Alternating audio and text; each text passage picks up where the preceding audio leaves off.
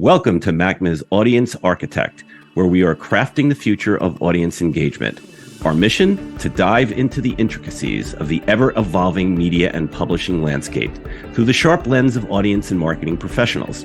Each episode will unravel the meaning and perspective on trends that are shaping the industry. Welcome to episode 5 of the Audience Architect podcast. I'm your host, Bill Levine. As we try to make sense of the headlines in the news and in this run-up to the holiday season that, oh my gosh, closes out 2023, today you'll be treated to a thought-provoking episode of Audience Architect as we delve into a topic that defines the success of content in our digital age, building and nurturing an audience.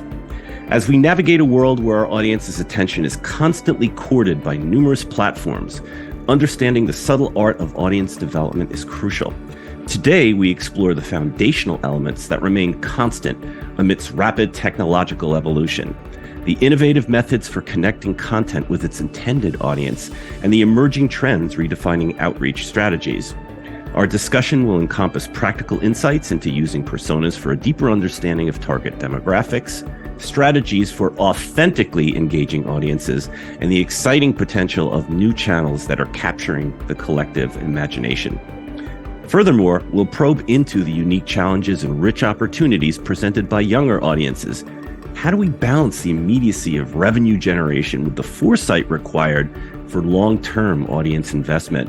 What common pitfalls await those striving to expand their audience base, and how can these be skillfully avoided? From practical tips for those struggling with the audience growth to a glimpse into the future of audience engagement, today's episode is packed with guidance and reflections that are indispensable in this digital era. So settle in and join us for a journey through the intricacies of digital landscapes, exploring how content and its consumers weave a narrative that shapes the success of media brands today. Let's architect the future. Audience Architect is a content service of MACMA, the Media Audience and Content Marketer Association. Supercharge your career with MACMA's paid membership. Connect with industry experts, thought leaders, and like-minded professionals. Expand your knowledge and stay ahead with networking events, webinars, and conferences. Join MACMA today for unparalleled value and professional growth. Check us out at www.v-macma.org. Thanks as always to Lisa Pastilli and the gang at MACMA. So meet Carla Zanoni, a seasoned strategist known for revolutionizing audience engagement in the competitive arenas of journalism as well as digital content. With a career adorned with pivotal roles at TED and the Wall Street Journal, amongst others, Carla stands as a beacon of innovation in audience development. Her tenure at TED marked the inception of their first ever departments in audience development, marketing analytics, creating waves of change with initiatives that garnered around 500 million views. Wow. In just 1 year. Carla's strategic prowess was further recognized with a People's Choice Webby, a testament to her forward-thinking approach. While at the Wall Street Journal, Carla broke new ground as the inaugural audience and analytics editor, steering global transformation that significantly amplified reader engagement. Her leadership catalyzed a digital renaissance, introducing state-of-the-art storytelling platforms that redefined the WSJ's online presence. Carla's journey is a compelling narrative of how strategic insight merges with innovative action, setting new benchmarks in digital content strategy. Her expertise has not only elevated the platforms where she has worked, but also reimagined how content converses with its audience. Today, we're privileged to explore the depths of digital audience engagement with a leader whose work continues to inspire industry-wide evolution. Carla, we are truly honored to welcome you to Audience Architect. Oh, Bill, I'm so excited to be here, and I'm really humbled by that introduction. I want to say all of those things are incredibly exciting to hear them listed like that. I feel like we're talking about a different human, and I accept that introduction. And I also want to say it really takes a village. I think it takes a city, a universe to be able to do all of the things that you just listed. And it's been a really exciting ride to be able to be a leader in that space. Well, great, Carla. I think all of us share this with you. I met you first at New York MACMA Day in April and saw your terrific presentation and discussion, and it just made me really want to talk to you in an Audience Architect podcast. So why don't we jump right into it? Great. In previous episodes, we've delved deep into the technological realm, discussing everything from the profound implications of AI in publishing to the intricate layers of intent data with Len Roberto and the transformative shifts brought about by Google Analytics 4. This intense focus highlights the industry's rapid evolution, but it brings us to a pivotal question. In this race to adapt and adopt, is there a risk that audience and content marketing professionals are becoming too preoccupied with these complex tools, potentially overshadowing the fundamental principles of audience engagement and content marketing? So first, I want to say this is an especially challenging time for digital news, for digital media outlets. Costs are rising. There are changes in the social media ecosystem, and it's just harder to attract new readers. So, you just look at the headlines. We've seen things this year, news sites like BuzzFeed News and Vice News shutting down or filing for bankruptcy. I see what's happening in the world, and there are real life consequences attached to that. With that said, my work has always been holistic in nature. I've always been focused on bringing data and insights to editorially driven spaces, like connecting the dots between content and product, and finding ways to balance the needs of owned and operated and off platform, to be able to grow audience and deepen engagement in changing spaces. Data has always been a transformative force in so many ways. But the foundational element to me will always be around the content, the messaging, the engagement, the way that we build relationships with audiences. And I have such respect for these advanced technologies. And what I mean by respect is these are things, insights are brought to me, ways of understanding the behavior and the motivations of audiences. We have these tools that are increasing in the depth of insights that they can provide and the ability to target. And I'm wowed by all of that. But if we're not focused on a true North Star vision of who our audience is and what they need as a way to create content or messaging that's brand aligned and rooted in that editorial integrity, then we will only win short term, and we will miss the long-term goal of building loyalty and high value habits that keep rewarding us over time.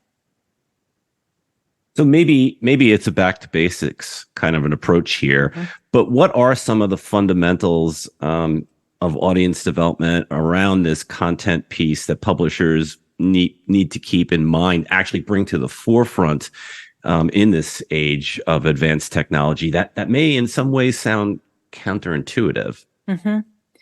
Well, I'm saying, I think that the important thing to remember is that editorial judgment is king in this world. Otherwise, I kind of envision us in this sci-fi nightmare of our own making, where we're only serving the audience or communities what the numbers tell us to serve.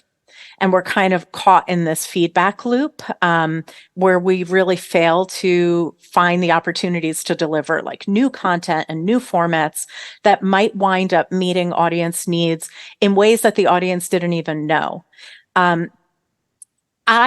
Because of my background in journalism in particular, and working in spaces where editorial judgment is like the most important core of the work that's done, and frankly is the culture that drives things forward.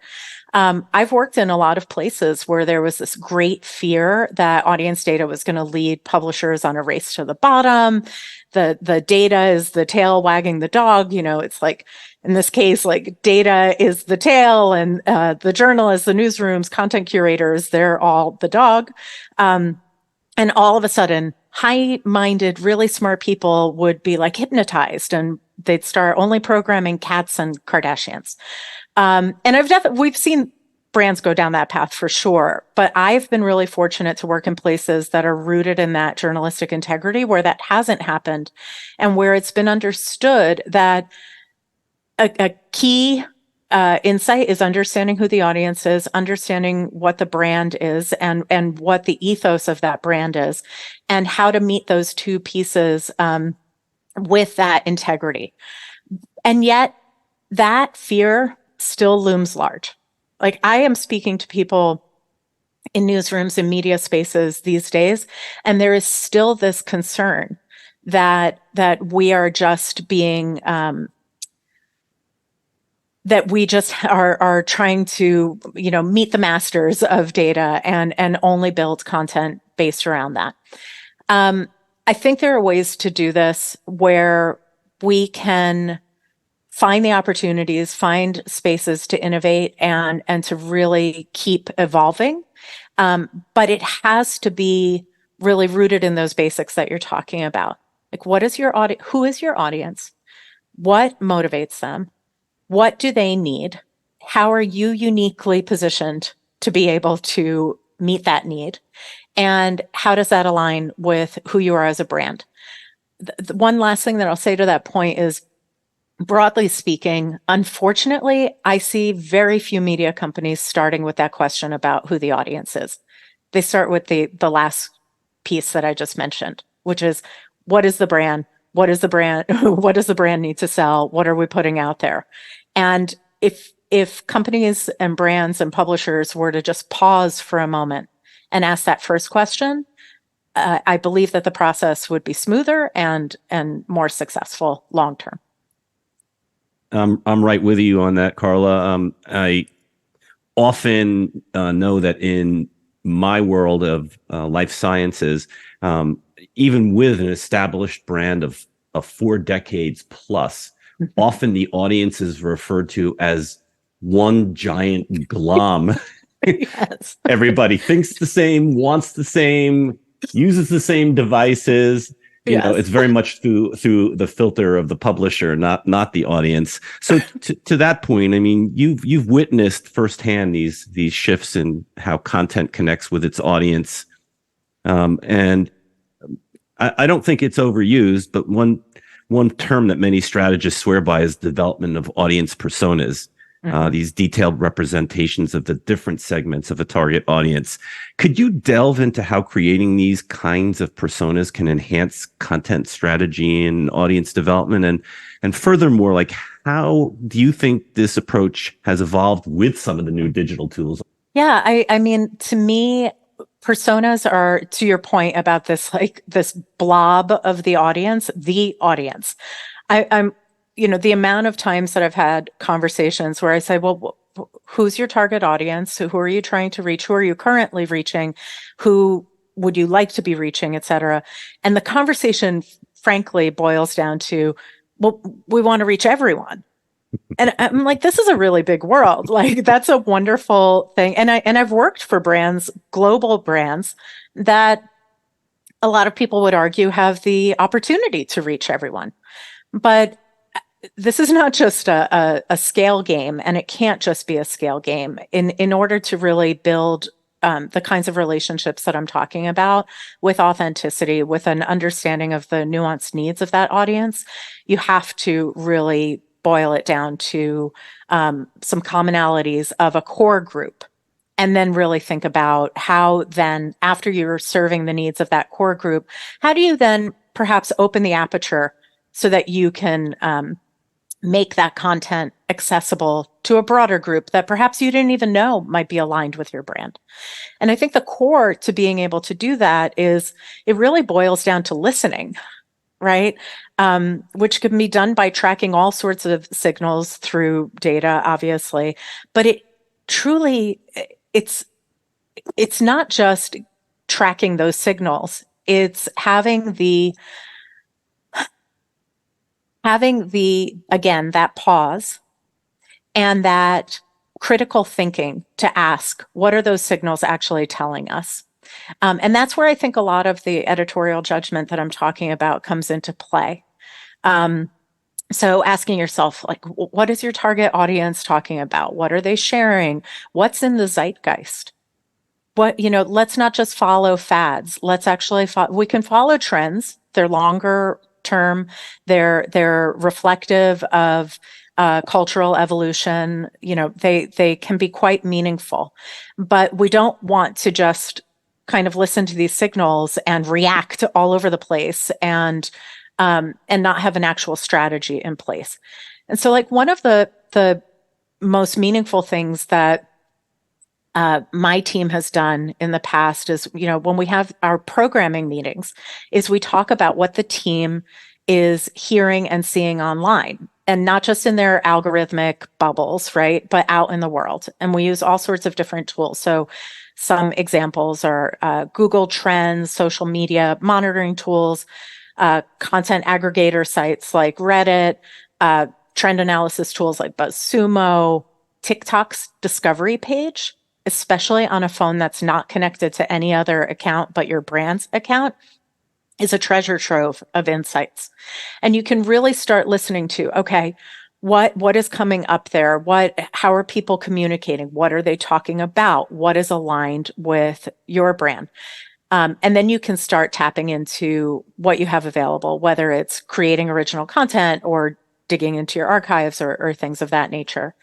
And then obviously, like, industry newsletters and blogs and all of these spaces that are aligned with your audience, and of course the news. Like, really thinking about what is the need that you're hearing your audience communicate. They're not just broadcasting items to not have to just go out into the ether. They're most of the time really longing for connection and a feeling of being understood. And if you as a brand can do that kind of deep listening, which, by the way, starts with empathy, if you can really tap into that and hear what they need, then you will have a constant source of programming that you're able to, plug into the calendar. You mentioned this longing for connection, and I think we all are doing that. But whatever media that we may be accessing, whether it's to do our jobs better or take advantage of products and services that we might be interested in as consumers, that is, I think, an oft overlooked concept. Mm-hmm. as if we focus too much on them as just being numbers or the blob.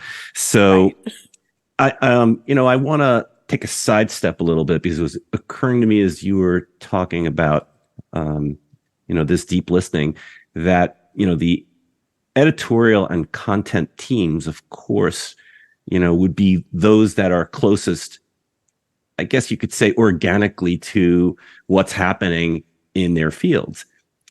And often I will find that conversations with them are very tactical. And I wonder if you have had success in sort of earning a seat at the table that enables them to share the things that they're seeing without them feeling like it's a transactional discussion. Yeah. I can tell you some of my most exciting moments in my career have been around this topic, and some of my darkest days. So,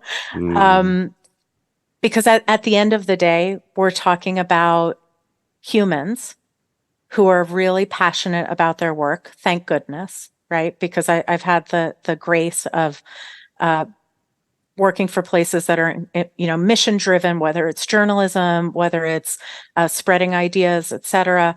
I love working in those spaces. But the fear that I was mentioning, earlier about what it means to bring data into these conversations, what it means to utilize data as a piece of information to help inform a decision. So first of all, in those spaces, I never actually say data driven. I always say data informed. And because one of the most powerful things, particularly in newsrooms, is something called the journalistic gut. And I have great respect for that. And here's the thing. The gut or intuition often gets kind of written off as this touchy-feely thing. But there's so much science that backs this up. Our guts are mini computers that are constantly taking in, millions of data points and processing it. And so that understanding that I came to really helped pave the way for those tough conversations, where I was able to bring to a group, first of all, to come to a group and hear from them what their concerns are. What are their fears about creating content plans or optimizing content? Even this word content, by the way, in the journalism world is taboo.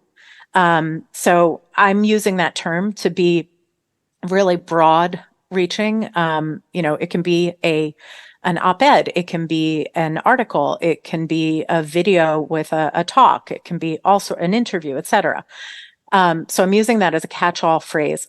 But even understanding how that kind of jargon can be received by the audience, it's all the same kind of optimization that we do with our external audience, understanding how to apply those same rules internally when we're speaking with these audience, with internal stakeholders, audiences.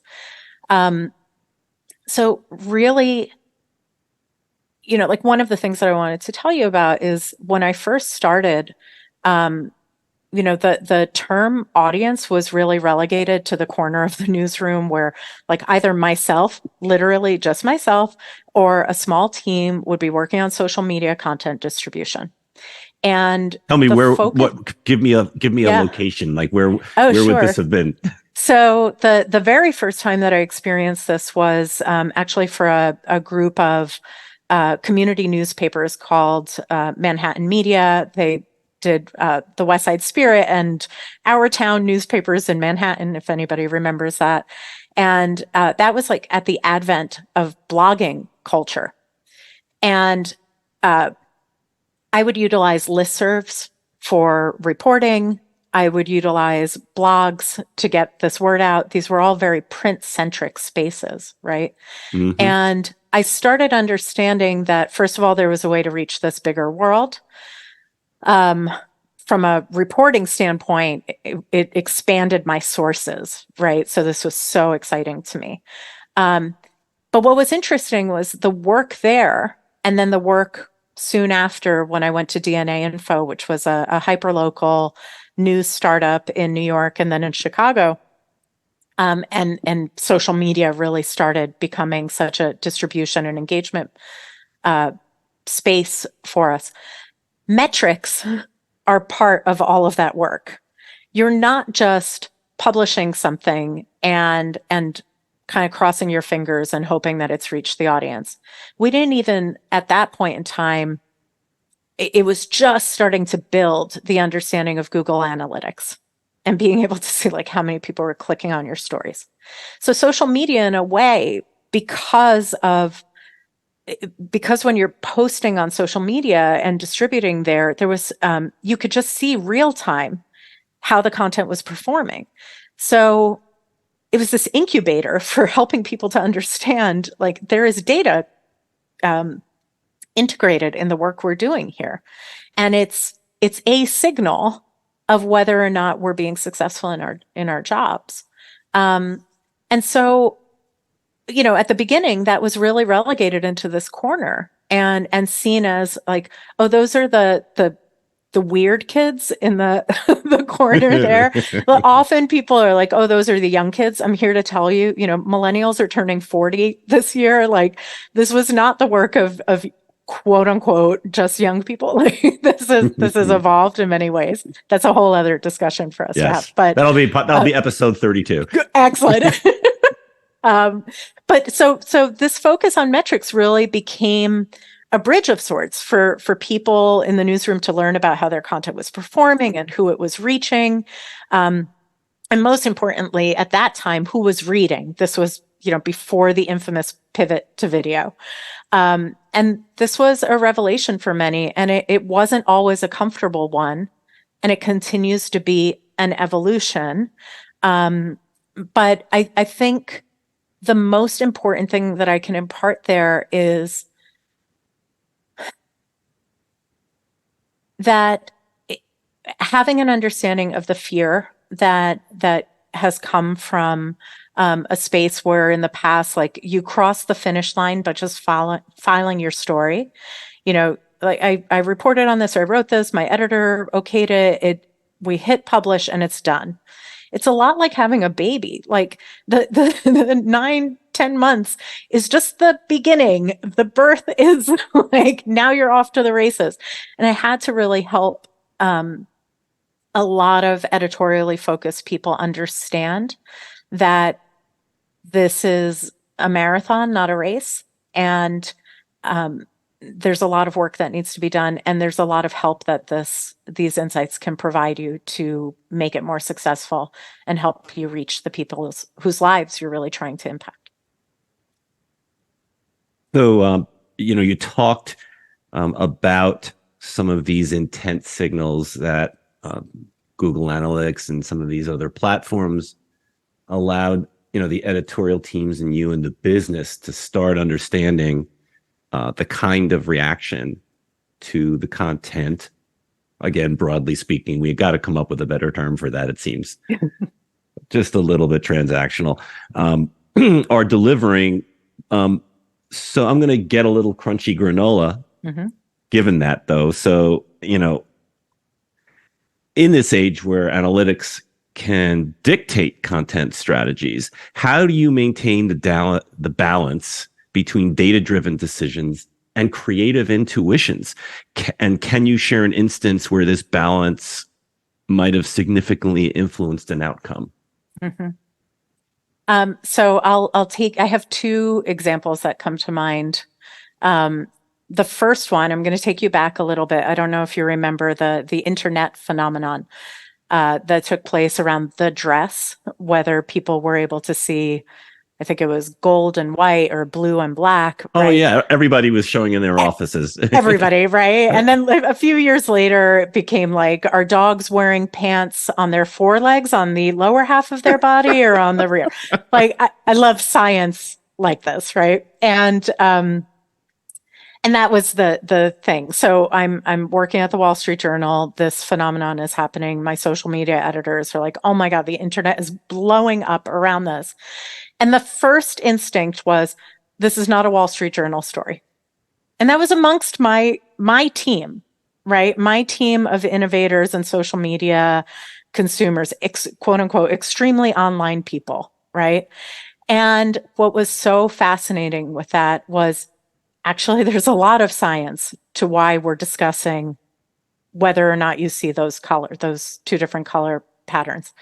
And we had this incredible science bureau. And we were able to say, hey, there's this conversation that's happening. And yes, it probably will come and go, but it really does speak to something much bigger.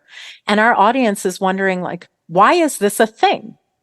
And so we had very serious science journalists break down why this is a thing. And in some way, that's actually like service journalism, right? They were able to provide the audience with an answer of why this is happening. So a really interesting insight that I've gleaned from several different studies is audiences in general, and some more conservative, and I don't mean politically, but more conservative thinking audiences, they tend to not want to ask a question for fear that they may appear dumb or not intelligent. But what they love is for someone to give them information that answers the question that they don't want to ask, and that helps them feel smarter. So in providing that service in that way, it wound up being one of the highest performing stories of the year. And so, there are business traffic implications to having made that decision. The other thing that I wanted to mention is has to do with science. When my team was launching TED Talks, the TikTok account, TED Talks always makes me laugh very much.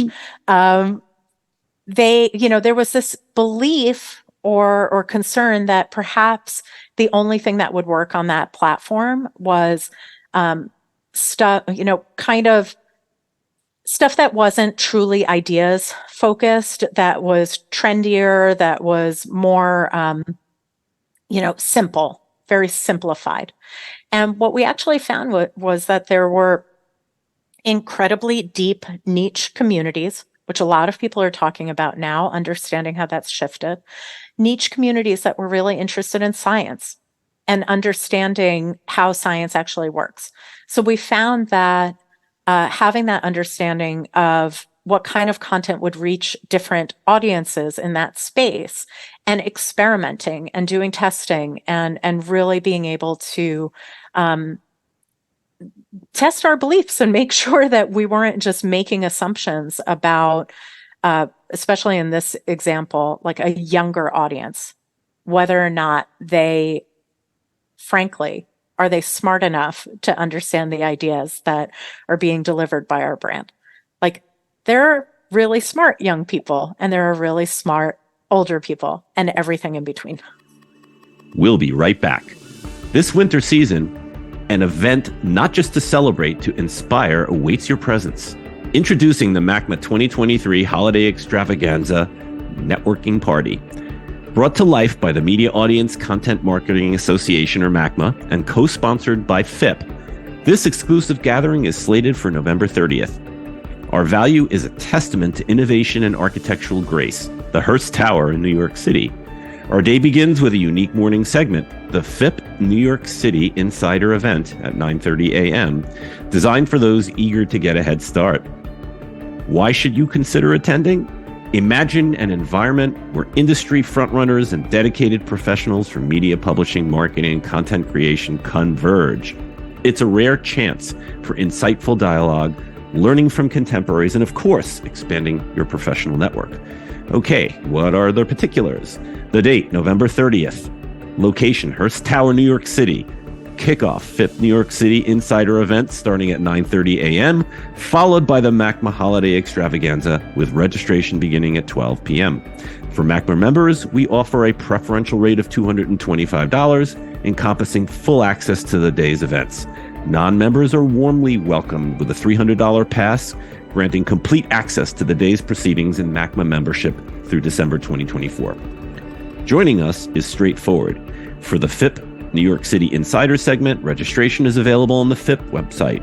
For full event participation, navigate to the MACMA 2023 Holiday Extravaganza official landing page. As the year draws to a close, it's more than just a celebration. It's a stepping stone into the future of collaborative success and industry innovation. We look forward to the collective wisdom and shared experiences that this event promises. On behalf of MACMA and FIP, we're excited for the opportunity to connect and enrich our professional tapestry together. You can register for the MACMA 2023 Holiday Extravaganza by hitting up the MACMA website. Where else? At www.the-macma.org, and prepare for a day of insightful engagement. Back to our show. I think that you couldn't have hit on a better segue for one of the niche markets that both of us I think relish thinking about and reaching, which again are younger audiences, and I guess maybe they're characterized fairly or unfairly by their shifting loyalty and diverse content consumption habits. So how can publishers and event companies anticipate and adapt to these shifts to maintain engagement and relevance, right? Mm-hmm. Because email is not a thing anymore, right? Right. I actually had someone who I hope will listen to this episode, who used to be on my team, and I just couldn't reach this person on email. It was like, please only Slack me. Please, I'd rather a text message. Like, what? not that many years between us, but a real difference in digital behaviors and also culture, right? Polite culture. How do we communicate in a business setting, et cetera? I've learned so much from managing these kinds of burgeoning, incredibly talented leaders who, people who will clearly be my boss in just a few years. And it reminds me of, I don't know if it's Progressive or Geico television commercial, which is training on how not to become your parents. Which I love. And here's the thing. I think that this shift, so a lot of my work is always about seeing insights, and sometimes those insights can deliver what feels like negative news, right? Shifting loyalty, they're not going to stick with you. They're just interested in following trends, etc. So what I have tried to train myself on when I hear things like that is there a way to think about this in the opposite way? So is there an opportunity here? Mm-hmm. And what I have come down to is I actually think there's a huge opportunity here. So young people today, I'll say one thing to this. So young people today are not just following in the footsteps of their parents or older generations, right? Who used to dictate, like, this newspaper is our family newspaper, or we only read Time magazine. I'm really dating myself, but right. Or we're only a New York Post family versus the Daily News, right? Those days are gone. There's, just as there isn't unity on what our cultures are all watching. We're not watching 3 channels anymore. We're watching a multitude of different platforms. And I think there's huge opportunity there. What I think is incredibly important is, as we talk about young people, it's how do you not patronize that group, right? How because they know it. Yes, they know it. They know it immediately. These are people who are incredibly savvy. They have been raised in digital-only spaces. They have been raised understanding marketing, understanding brand development. They have a sophistication that, whether they wanted it or not, because there's an entire discussion happening right now about whether, Farah Bostic is an amazing audience researcher, and she was actually just talking about this idea that these younger groups of people, maybe we shouldn't be calling them digital natives. Maybe we should be calling them, that they've kind of been captured in this digital space. They didn't really have a choice. This is what they're growing up with. I think having an understanding that this is an incredibly sophisticated generation, and having an understanding of perhaps some of the digital behaviors and cultural shifts that are coming with this generation, paired with an understanding of what life stage they're living at this moment in time. Because the truth is, as somebody Gen X myself, if I had been only pigeonholed into being this like lazy, shiftless, slacker kind of picture when I was in my 20s, how limiting is that? And how, frankly, dehumanizing is it to think that that's just what people are for the rest of their lives because they happen to be born within a time span of a decade or so. So I'll get off my soapbox around that, but I genuinely believe that there's a really big opportunity here, and brands that are able to adapt and, again, listen to their audience and understand are going to be able to ride that wave and build loyalty that lasts across the course of their life stages.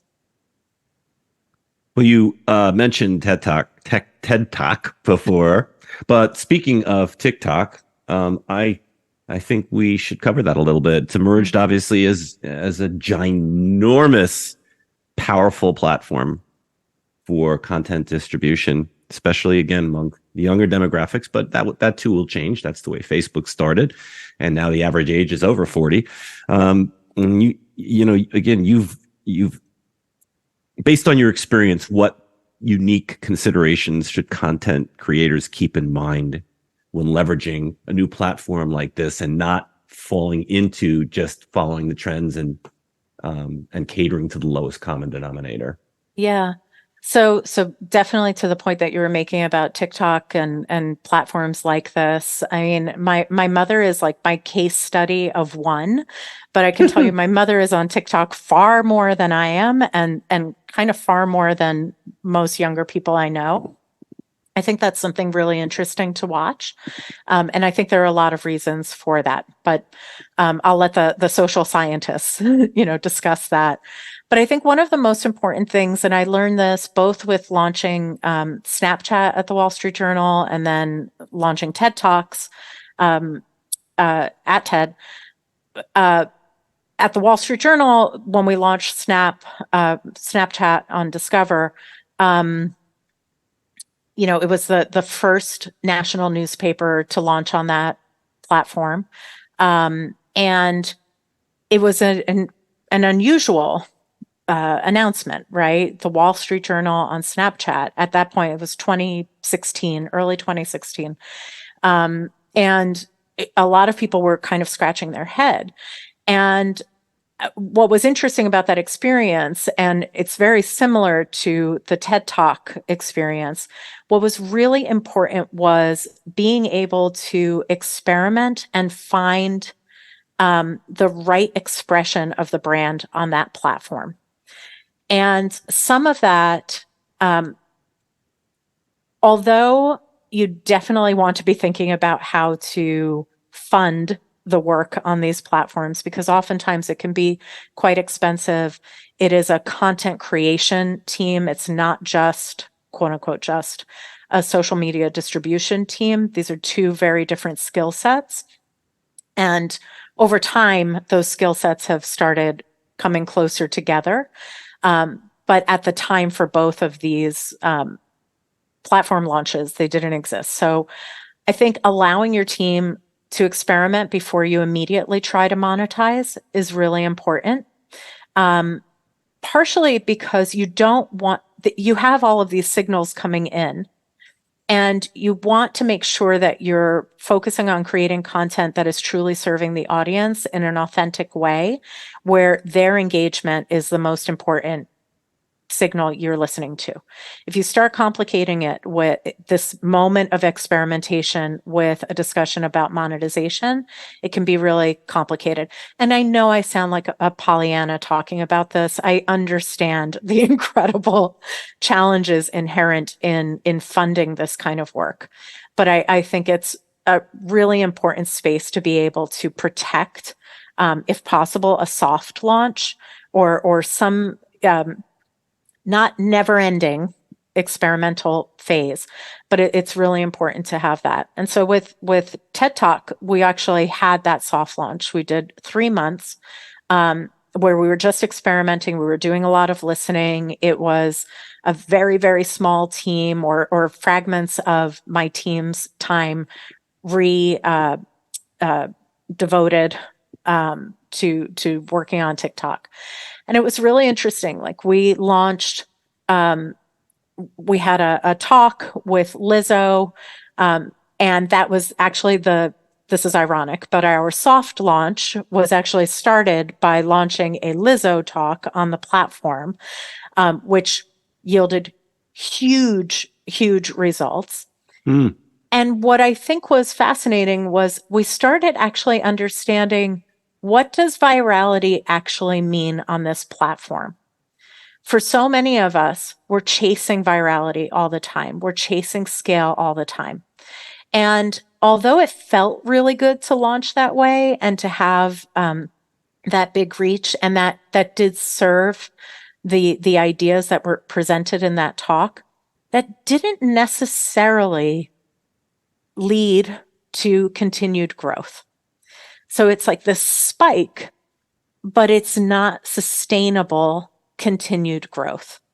And that was a really important insight for me. It wasn't like the algorithm gods were just going to continue rewarding the TED Talk account because we had one viral spike.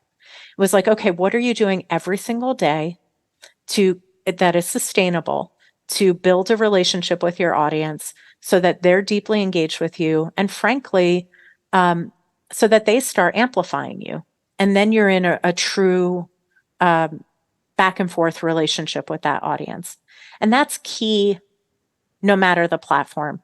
I'm talking a lot about social media, but this is the case on owned and operated as well. It's the case for podcasts. It's the case for all of these different distribution channels and different formats. How are you building that relationship so that it truly becomes a virtuous cycle, and that engaged and loyal audience starts to amplify you? And that's the key factor with organic growth.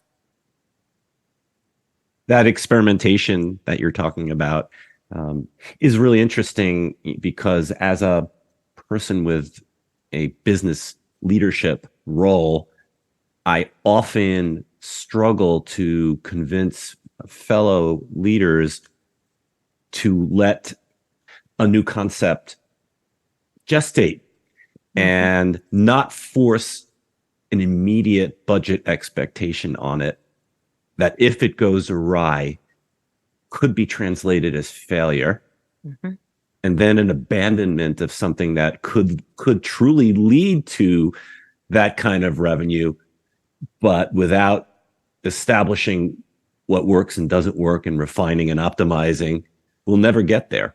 So that's a cautionary tale for all of us out there right now, because we do have those pressures, and we'd like to think that there is instant nirvana, but you mentioned earlier in the conversation BuzzFeed and the like, and the era of just pure scale, and as you're saying, one peak followed by a decline and not a slow, steady build is just not sustainable. And I think that's what the future is going to look forward with, which leads me to say that, the challenge of monetizing digital content while maintaining audience trust is significant. So what are some of the ethical and innovative revenue models you've encountered or employed that respect that audience engagement, not exploit it?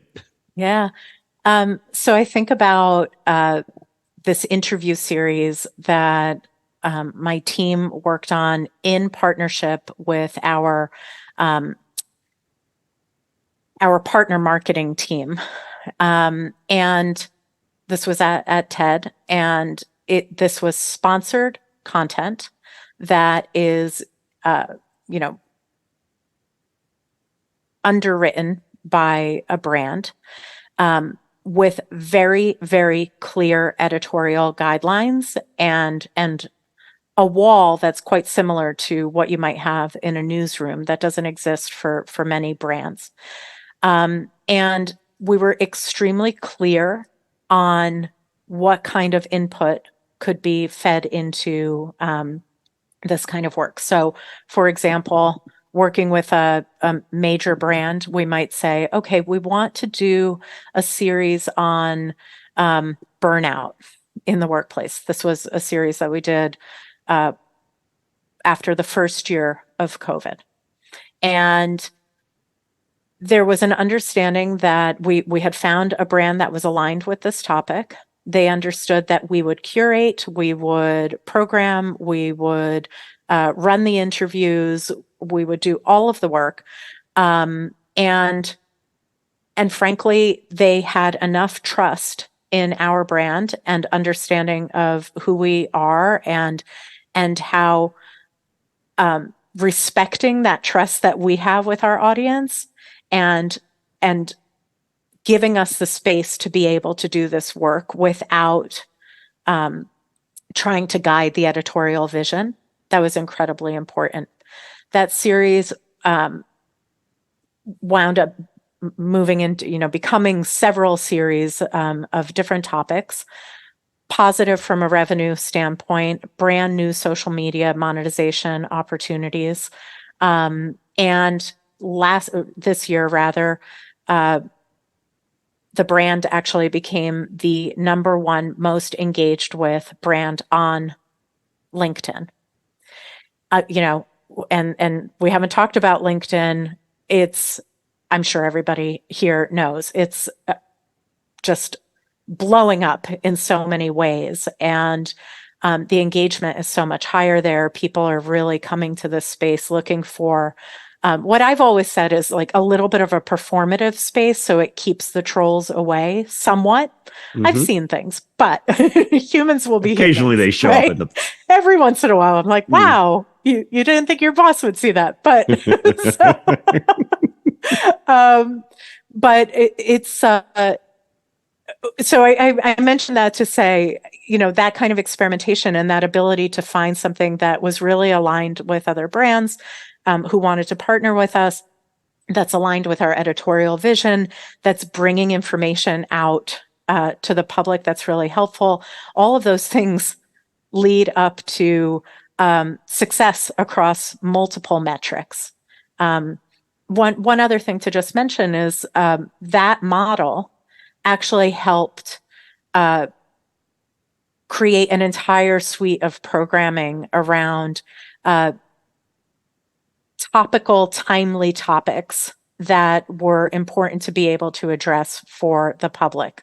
So particularly in 2020, we had done a series of LinkedIn Lives like this, and we distributed on different platforms as well, answering questions about COVID, answering questions about public health in general, and really acting as a service. So the reason I'm mentioning that is the success with ethical and innovative work like what I'm describing in the beginning, paired with being able to provide a service, because this is all in one ecosystem, is there's a partnership there, and it's beneficial to all, revenue side and editorial side. Well, rather than try to wrap this interview, which I've greatly enjoyed, and I think the membership and audience at large will find quite useful, with what are the 3 things that you see in the future of audience engagement? Instead, you can imagine that some people might be listening to this on their way to work. They could be listening to this on the treadmill. They could be sitting in their office, chomping down a sandwich, not taking any other time for lunch and going, I guess I should, just pick up some knowledge on the fly here. But if you were to imagine them taking just a step back for a moment to reflect, and not just, like hit the task list, maybe for another 8 minutes at least, what would you have them think about? Well, you said earlier that you were going to get a little crunchy, so I'll get a little crunchy here. Because you're right, I could talk to you about AI, I could talk to you about decentralization, I could talk to you about how I believe that the open web is maybe, I don't know, we'll see DOA. Like, I'm not sure what social media is going to become. I could talk about all of those things. But what I think is actually most important is, how are you building trust with the teams that you directly manage and that you are asking to innovate? And that can be your specific small team. It can be, if you're the CEO or C-suite, you're looking at setting the cultural norms for an organization. The most important thing that I have ever done in my career, no matter where I have been, is focusing on building trust, helping teams become comfortable, with sharing new ideas, with experimentation, with giving and receiving feedback, with innovating, empowering those voices. And those could be new voices, right? Mm-hmm. We talked about young people. It could be marginalized voices. It could be people who are frankly a little bit burnt out and tired of giving ideas and not being heard. How can you build a community, a space of trust within your businesses, to really help them feel secure in bringing those ideas forward? Because when you're able to do that, they're able to evangelize, they're able to bring the excitement and the sense of experimentation into everything they're doing. And then if they're really smart, they back that exciting work up by showing the results. and bringing people along. And then all of a sudden you see this incredible like explosion, of exponential growth because people are motivated by those kinds of spaces and they feel energized and they feel fulfilled. And in this moment in time where we're like struggling with return to office and like all of these kinds of things, and the world is what it is, like fostering that kind of trust can blossom into all sorts of incredible success metrics. And that can be revenue, it can be traffic, it can be engagement, it can be all of the things that we've talked about, but it really comes down to that. Well, I think you know that answer I love and that I try to propagate it in my sphere. And I encourage everybody to do the same. So, Carla, we like to explore the different dimensions of our guests. And on your personal website, CarlaZanoni.com, you say, my best friend has often said, I need a Sherpa to navigate the different parts of my personality, part poet and witch, part journalist and skeptic. I rely on emotion to get to the truth in my writing and use data to set the digital media strategy. My mantra is data, not drama when at work, and drama, not data when I sit down to write. Can you share more about this passion for reporting and writing and how it's intertwined or not with your personal work history? Yeah. I think it goes back to the thing that I was saying earlier about journalistic gut, right? There are so many different inputs in our lives, and I think it's incredibly important to take a holistic approach to how we're applying different wisdom that we glean over the years. And the only way to do that, where it's not like this fire hose, because there's so much more information, we're all oversaturated, is to be really intentional about how we're applying those insights. So at work, a lot of what I just spoke to you about is about saying, okay, here are data points that are pointing us in one direction, and they're very interesting. How do we pause and take a step back and apply a little more abstract thinking to really drive strategy? And then in my personal life, I'm a creative writer. I just published a book of poetry earlier this summer. I'm writing a personal memoir. All of that is like really driven by gut, really driven by emotion, all of those things. And sometimes I have to say, okay, that's wonderful and cathartic and a beautiful expression, but like, how can I actually apply some of the insights that I have from my work life? And lo and behold, the audience engagement person who you've been speaking to for the past hour, I had been writing and writing and writing for years, and I had never stopped and asked myself, who is the audience? So I share that in vulnerability to say we are capable of all of these false, these missteps. And I have found that my life is much richer when I'm able to apply these different spheres, hemispheres of my brain, and my body and my way in the world, to really find the best path forward. Well, integrating myself has been a really key part of my evolution, from my personal and business and spiritual spheres.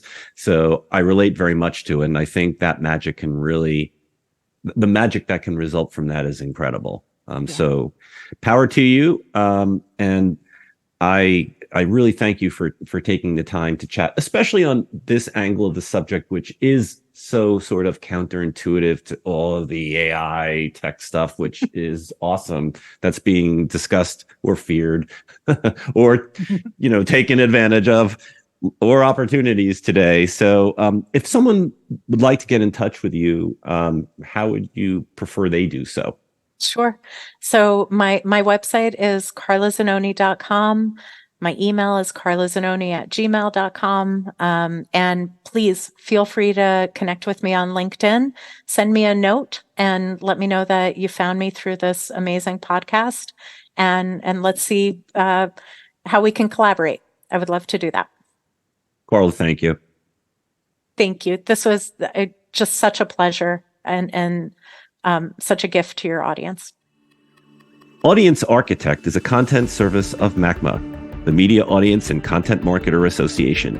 Supercharge your career with MACMA's paid membership. Connect with industry experts, thought leaders, and like-minded professionals. Expand your knowledge and stay ahead with networking events, webinars, and conferences. Join MACMA today for unparalleled value and professional growth. Check us out at www.the-macma.org. Thanks as always to Lisa Pastilli and the gang at MACMA.